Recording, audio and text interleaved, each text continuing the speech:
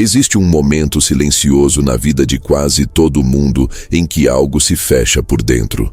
Não é um fracasso visível, não é uma queda, é mais sutil. É quando a pessoa começa a acreditar que já foi até onde podia ir mentalmente, que o limite foi alcançado, que a partir dali só resta repetir o que já sabe, imitar o que já existe e aceitar que algumas pessoas nasceram para pensar melhor do que outras. Esse momento muda tudo, porque a partir dele o cérebro não para por cansaço, ele para por permissão. E quase ninguém percebe isso acontecendo. Desde cedo, você escuta a mesma ideia disfarçada de explicação neutra.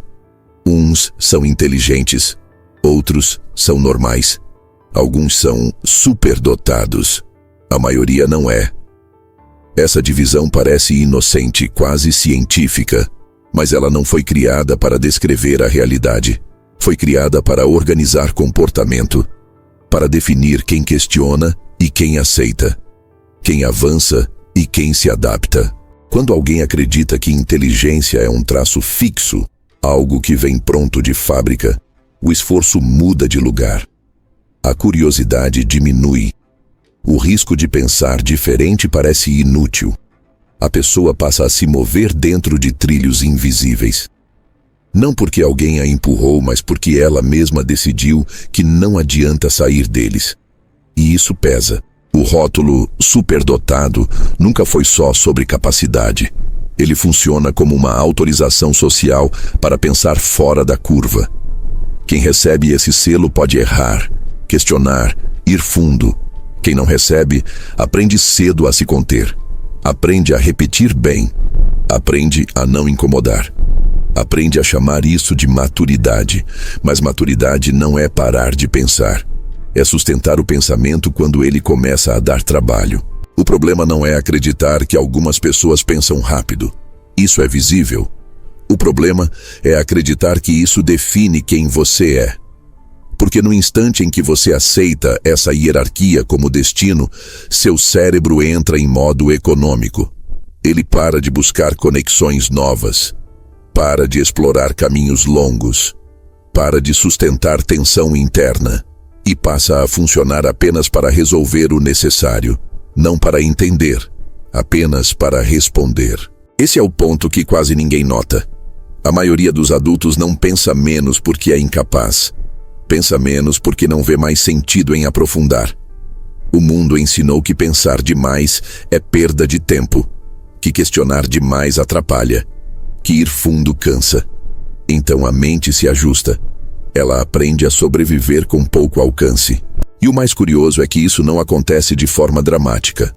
Não há um dia específico. É um acúmulo, um hábito invisível, um treino diário de superficialidade. A pessoa aprende a reconhecer padrões simples, repetir opiniões prontas, reagir rápido. Isso é confundido com inteligência prática. Mas por dentro, algo fica raso. Aqui, algo se desloca, porque inteligência real não é velocidade de resposta. É capacidade de sustentar complexidade sem fugir. É aguentar não saber por mais tempo. É ficar dentro da pergunta quando outros já correram para a resposta. O mito do dom genético cumpre uma função silenciosa. Ele protege o sistema da instabilidade. Pessoas que acreditam que já chegaram ao limite não pressionam estruturas, não criam atrito, não redesenham regras. Elas se adaptam e chamam isso de realismo. Mas pensar é um processo vivo. Ele muda com uso, se expande com tensão, se aprofunda com conflito interno. Um cérebro tratado como peça fixa vira peça decorativa. Um cérebro tratado como sistema em construção nunca se fecha completamente. O que quase ninguém diz é que não existe mente parada. Existe mente treinada para não ir além. Existe mente condicionada a aceitar rótulos como teto. E isso não acontece por ignorância. Acontece por aprendizado social. Você aprende quando é hora de calar. Aprende quando é hora de concordar. Aprende quando pensar demais começa a incomodar. E aos poucos, sem perceber, Você troca profundidade por aceitação. Troca clareza por pertencimento. Troca perguntas longas por respostas curtas. Esse detalhe muda tudo, porque a distância entre alguém considerado comum e alguém visto como excepcional não está no cérebro. Está no acordo silencioso que cada um fez com o próprio limite. Alguns nunca aceitaram o limite imposto. Outros aceitaram cedo demais. Não há nada de heróico nisso. Não há glamour, há desconforto. Pensar de verdade cria isolamento, cria fricção, cria momentos em que você não se encaixa. E a maioria das pessoas não quer pagar esse preço. Então, prefere acreditar que nunca teve escolha. A mentira não é que existam pessoas mais capazes. A mentira é que você só pode ser o que foi nomeado. Que sua mente já veio com fronteiras definidas. Que questionar isso é ingenuidade. Não é. É o início de algo que o mundo prefere manter adormecido. Porque uma mente que não aceita rótulos começa a observar mais. Começa a desconfiar de certezas fáceis. Começa a perceber que o que chamam de inteligência, muitas vezes, é apenas obediência bem treinada. E quando essa ficha cai, não há volta simples. Você ainda não ficou mais inteligente. Mas algo foi retirado do caminho. E isso prepara o terreno para tudo o que vem depois. O truque cerebral proibido: pensar em sistemas, não em palavras. Existe um instante raro em que a mente muda de marcha. Não faz barulho, não vem com aviso. Mas, quando acontece, o jeito de entender o mundo nunca mais volta ao ponto anterior. Esse vídeo gira em torno desse instante. Porque o que separa uma mente comum de uma mente realmente afiada não é o quanto ela sabe dizer, mas o quanto ela consegue ver. A maioria das pessoas acredita que pensar é conversar consigo mesma. Uma frase puxa a outra. Uma ideia vira outra ideia. Tudo acontece em linha reta, como se o pensamento fosse um texto sendo lido em voz baixa. Isso parece natural porque foi assim que ensinaram. Mas esse modo de pensar é limitado. Ele é lento. Ele quebra a realidade em pedaços pequenos demais.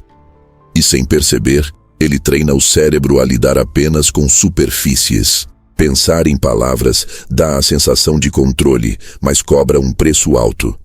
Cada frase precisa de começo, meio e fim. Cada ideia precisa esperar a outra terminar. O pensamento fica preso ao ritmo da linguagem. E a linguagem não foi feita para lidar com sistemas complexos. Foi feita para comunicar, não para explorar. Aqui algo muda. As mentes mais afiadas não pensam em frases completas. Elas pensam em relações, em movimentos, em formas que se ajustam, em estruturas que se transformam. Não é um pensamento bonito, é um pensamento funcional.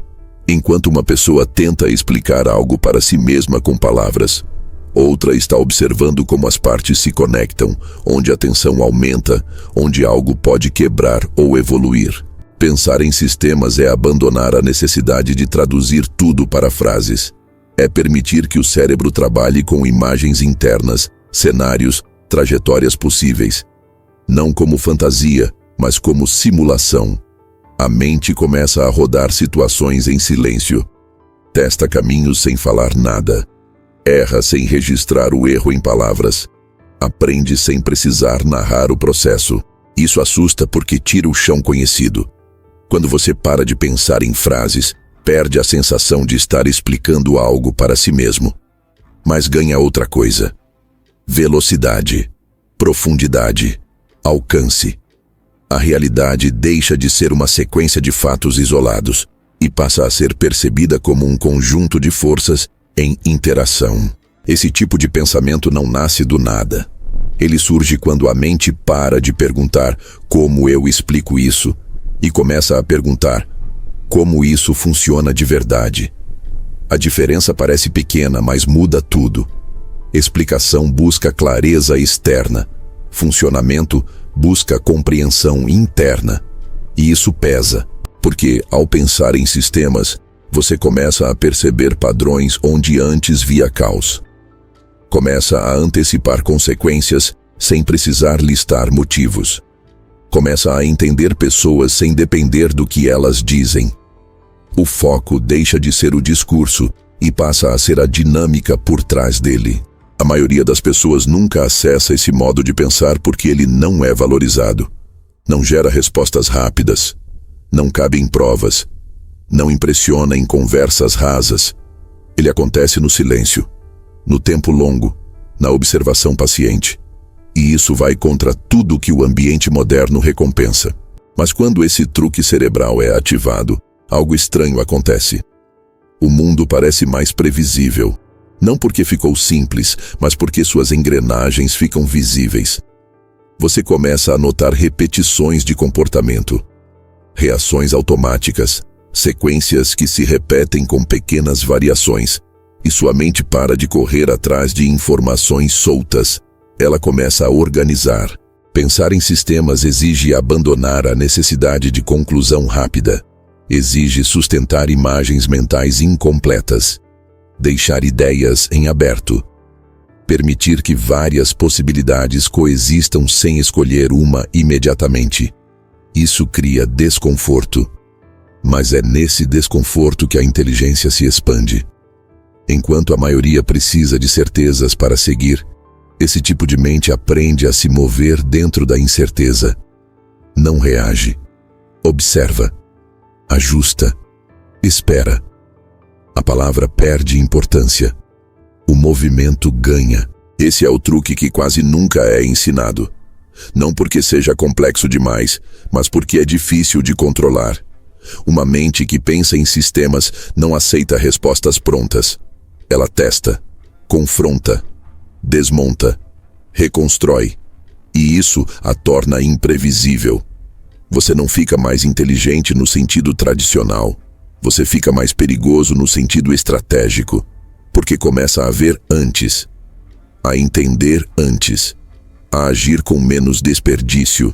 E quando isso acontece, o pensamento deixa de ser um diálogo interno cansativo e vira um espaço vivo, um campo de simulações silenciosas, um lugar onde ideias não precisam ser ditas para existir. Esse é o ponto de virada do vídeo, porque, a partir daqui, pensar nunca mais será apenas falar consigo mesmo. O verdadeiro inimigo da inteligência. Fragmentação mental. Antes de qualquer avanço real, existe uma perda que quase ninguém percebe. Não é de memória, não é de capacidade, é de continuidade interna. A mente moderna não para de funcionar, mas raramente permanece no mesmo lugar tempo suficiente para entender algo de verdade. E é exatamente aí que a inteligência começa a enfraquecer. Nada destrói mais o pensamento profundo do que uma mente dividida.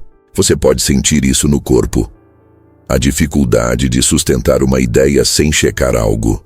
A urgência de reagir a qualquer estímulo. A sensação de estar sempre ocupado, mas nunca realmente presente. A mente salta de um ponto a outro, convencida de que está ativa, quando na verdade está apenas sendo puxada. Isso não é falta de foco natural. É condicionamento. A fragmentação mental não chega como um ataque direto. Ela se instala aos poucos. Primeiro como hábito, depois como necessidade, por fim, como identidade. A pessoa passa a acreditar que pensar em várias coisas ao mesmo tempo é sinal de agilidade, que responder rápido é sinal de inteligência, que estar sempre atualizado é sinal de preparo. Mas, por dentro, algo começa a se desfazer. Pensar exige continuidade, e continuidade exige silêncio interno. Quando a atenção é quebrada o tempo todo, o pensamento nunca desce para camadas mais profundas. Ele fica na superfície, reagindo, comentando, opinando. Não há tempo para maturação. Não há espaço para conflito interno. Não há atenção suficiente para gerar clareza. E isso pesa. Uma mente fragmentada até parece informada. Ela reconhece muitos temas, repete conceitos, circula bem em conversas. Mas quando precisa sustentar uma análise mais longa, ela falha, fica inquieta, procura fuga, troca de assunto. Não por incapacidade, mas por abstinência de estímulo.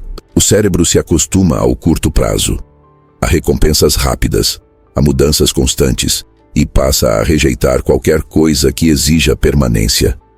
Pensar profundamente começa a parecer cansativo, desconfortável, inútil. E aos poucos, a pessoa aprende a evitar esse estado sem perceber. Aqui algo se rompe, porque a inteligência não cresce em ambientes fragmentados. Ela precisa de tempo contínuo para organizar padrões, comparar experiências, revisar hipóteses internas.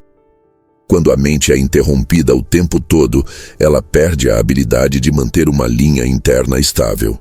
E sem essa linha, tudo vira reação. A fragmentação transforma pessoas em sensores. Elas sentem tudo, reagem a tudo, mas compreendem pouco. O mundo vira uma sequência de estímulos isolados, sem ligação clara. E nesse estado, qualquer narrativa pronta parece confortável. Qualquer opinião firme parece alívio. Qualquer certeza emprestada parece descanso. Não é coincidência. Uma mente fragmentada busca direção fora porque perdeu a capacidade de gerar direção dentro.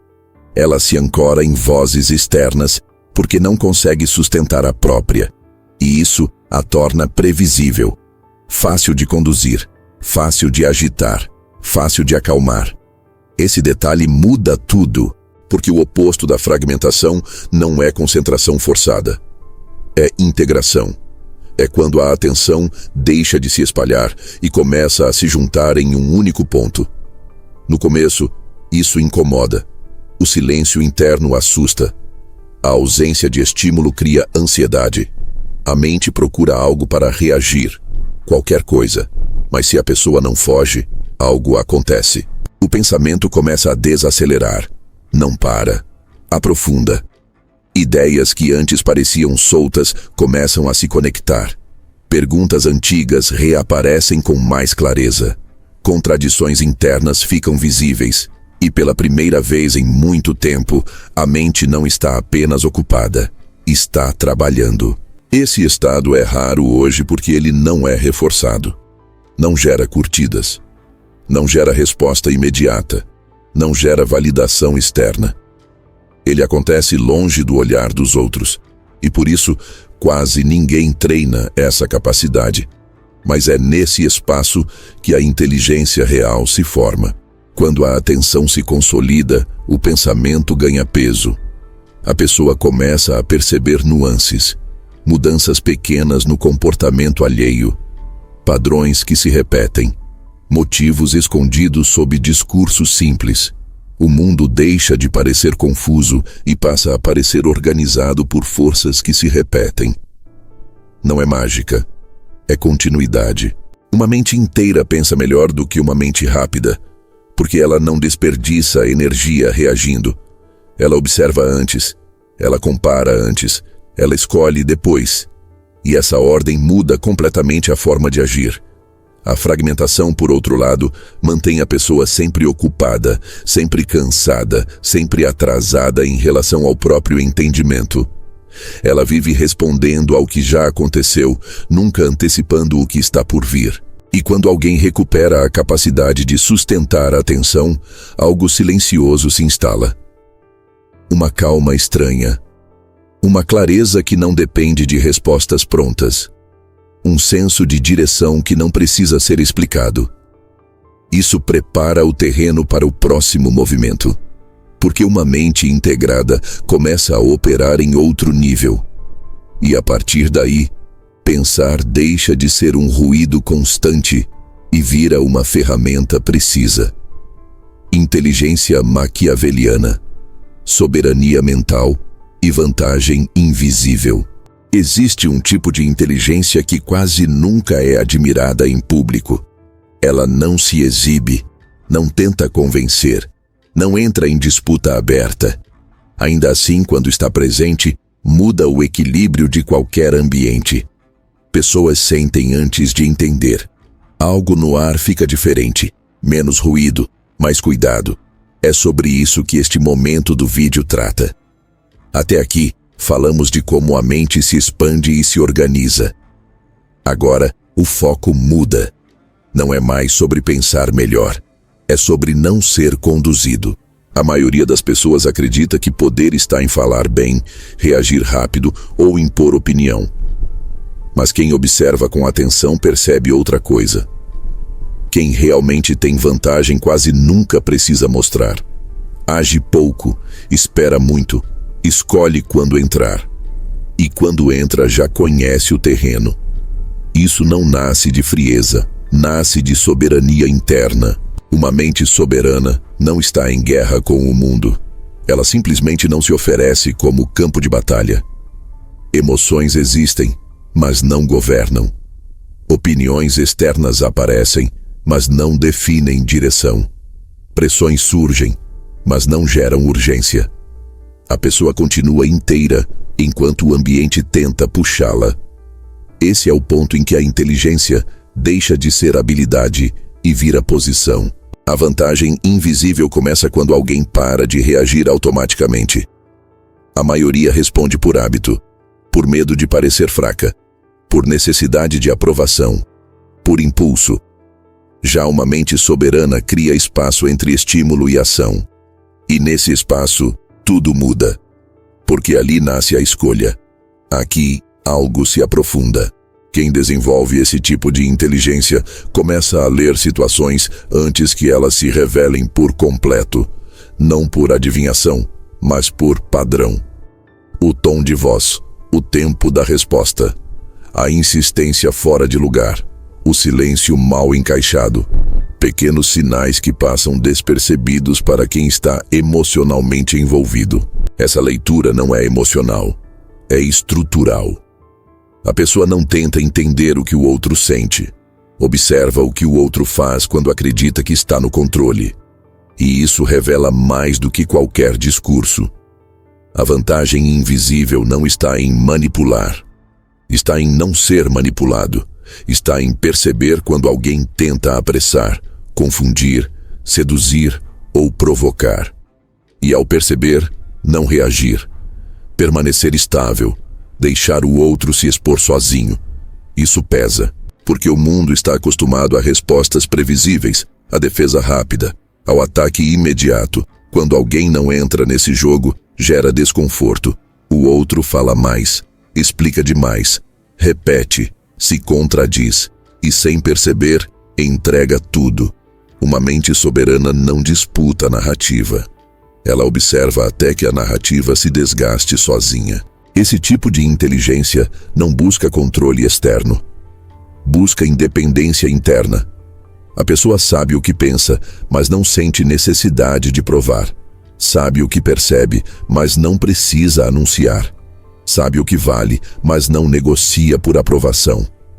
Isso cria uma presença estranha, não agressiva, mas firme. Pessoas sentem que não conseguem acessar, não conseguem ler, não conseguem pressionar. E diante do que não conseguem acessar, recuam ou se ajustam. A vantagem não está no confronto, está no reposicionamento silencioso. Quem alcança esse nível começa a agir com economia. Menos palavras, menos explicações, menos promessas. Cada movimento tem motivo, cada silêncio tem função. Não por cálculo frio, mas porque a mente não está mais espalhada. Aqui inteligência e caráter se encontram. Porque soberania mental não é se fechar. É escolher quando se abrir. Não é se afastar do mundo, é não ser arrastado por ele. A pessoa continua presente, mas não disponível para qualquer influência. Esse é o tipo de inteligência que incomoda. Não inspira discursos, não gera aplausos imediatos, mas altera dinâmicas. Pessoas passam a medir palavras, a testar limites, a tentar entender onde estão pisando. E não entendem. Porque a vantagem invisível não está no que é dito, mas no que não é entregue. No tempo que não é acelerado. Na emoção que não é comprada. Na reação que não acontece. Quando a mente se torna soberana, o jogo muda. A pessoa deixa de viver em resposta e passa a viver em estratégia. Não estratégia contra os outros, mas a favor de si mesma. Cada escolha passa a considerar impacto, custo e direção. E isso encerra o movimento iniciado lá atrás. A partir daqui, pensar não é mais apenas compreender o mundo. É ocupar um lugar nele onde poucas coisas têm permissão para entrar. Onde a mente não é campo aberto, mas território próprio. E quem chega nesse ponto não precisa ser chamado de inteligente. Isso já ficou evidente no modo como se move. Se tudo isso fez sentido para você, não deixe essa experiência terminar aqui. Deixe o like agora. Isso ajuda o vídeo a chegar em pessoas que ainda estão presas ao mesmo modo de pensar que você acabou de questionar. Se inscreva no canal. Não por hábito, mas porque o que você ouviu aqui não é conteúdo para consumo rápido. É material para quem quer pensar melhor, com mais profundidade e menos ruído. Comenta aqui embaixo o que mais te chamou a atenção ou em que momento algo mudou por dentro. Eu leio os comentários e uso muito do que vocês escrevem para construir os próximos vídeos e, principalmente, assista aos outros vídeos do canal. Eles não são feitos para distrair, mas para continuar esse deslocamento interno que começou agora. Cada vídeo aprofunda um nível diferente desse processo. Se você chegou até aqui, já sabe. Isso não é entretenimento comum. E a jornada não termina nesse vídeo.